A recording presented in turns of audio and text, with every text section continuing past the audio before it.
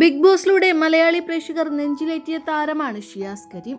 പിന്നീട് star magic പോലുള്ള ജനപ്രിയ ഷോകളിലൂടെ ഷിയാസ് കൂടുതൽ പോപ്പുലറായി. ഇടയ്ക്കെല്ലാം വിവാദങ്ങളിലും ചെന്നപ്പെടാറുള്ള ഷിയാസിന് ലക്ഷക്കണക്കിന് ആരാധകരാണുള്ളത്. ഇപ്പോഴിതാ തന്റെ വ്യക്തിജീവിതത്തിലെ സന്തോഷ വാർത്തയാണ് ഷിയാസ് സോഷ്യൽ മീഡിയയിൽ പങ്കുവച്ചിരിക്കുന്നത്.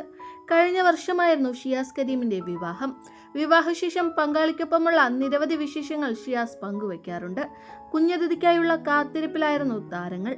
ഇപ്പോഴിതാ കാത്തിരിപ്പിനൊടുവിൽ ആ കൺമണി പിറന്നുവെന്ന വിശേഷമാണ് ഷിയാസ് കരീം സോഷ്യൽ മീഡിയയിൽ ആരാധകരുമായി പങ്കുവച്ചിരിക്കുന്നത്.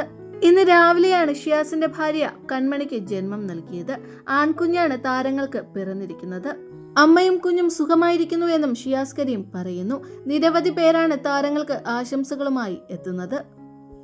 36-കാരനായ ഷിയാസ് കരീം അറിയപ്പെടുന്ന മോഡലും ജിം ട്രെയിനറും ഒക്കെയാണ്.